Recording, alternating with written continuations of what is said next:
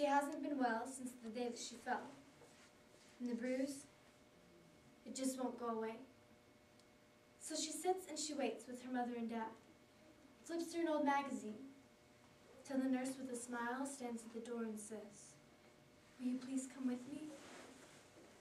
Sarah Beth is scared to death, because the doctor just told her the news. Between the red cells and the white, something's not right. But we're going to take care of you.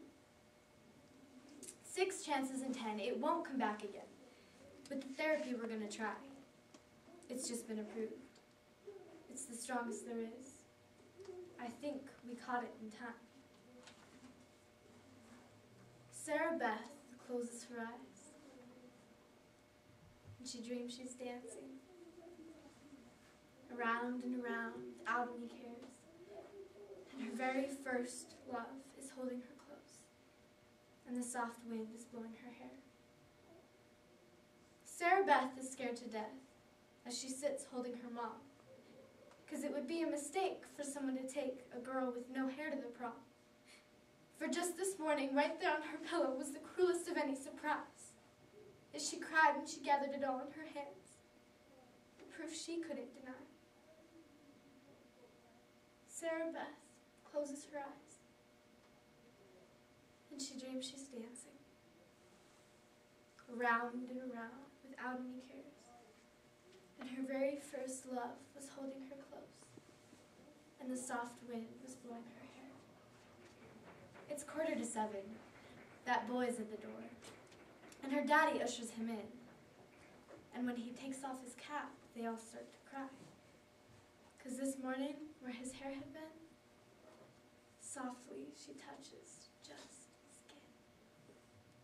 And they go dancing, around and around without any cares, and her very first true love is holding her close. And for a moment, she isn't scared. A monologue from Dying Light by Jason D. Martin. Glioblastoma. That's what they say I have. Glioblastoma. It sounds like some kind of science fiction laser. My glioblastoma is set for kill. Just give the word, Captain, and I'll vaporize the alien beast. Of course, it's not from Star Trek, or Star Wars, or Star Blazers. It's from real life. But like one of those types of movies, it seemed like some kind of alien. It snuck inside my head and began eating away my brain. It's no secret that it's set for kill either.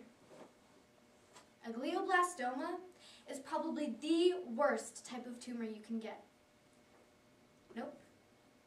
I wasn't lucky enough to get one little tumor. Instead, I had a cluster of the damn things. Every time I had an MRI, that's like a CAT scan, but better, they managed to find a new one. So 3 operations and a ride on the radiation roller coaster. I'm still here. It's strange the way people treat you. When you're dying, my mom tries to pretend that nothing's wrong. Maybe it's for the best. Recently, a doctor told me I should consider putting my estate in order. Estate in order? What's that? Some clothing, makeup, and a beat-up bicycle. I'm not going to be leaving a whole lot behind to prove I was here. Cancer. Brain surgeries. You wouldn't believe how hard it was in high school to deal with all that crap. You wouldn't believe how hard it was for a girl with no hair to find a date to the prom. Nobody asked me. Nope. Nobody wanted to take the ball trick out. No big deal. I ended up having to hire someone to go with me. Just kidding. Actually, I ended up asking Henry Schlottman The guy had glasses that were about a foot thick, and he still couldn't see. On the night of the prom, he complimented me on my hair. I didn't have the heart to tell him. I don't have any. Well, at least for the time being, I have hair again. Well, I'm still alive. And I have Tom. He took me out again last night, and we had a blast. He's actually very funny when he's not thinking with his head. I mean, worrying about his head. We've been going out every night for a week now. It wouldn't surprise me if this becomes very serious very fast. Last night, we rented a really stupid Schwarzenegger sequel. Usually I would have been annoyed to have wasted my time on such a lame flick, but Tom made it funny. He kept talking to the screen. When the hero said, "I'll be back," Tom responded by saying, "Don't bother, we won't be here."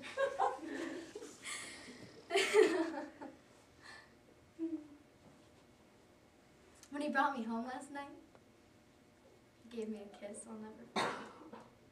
It was so romantic. I've never felt this way about a guy before. There I go again with that junior high cheesy lovesick lingo.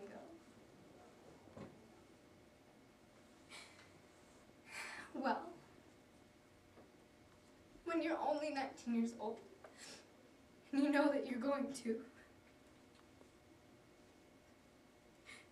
there's no time to waste.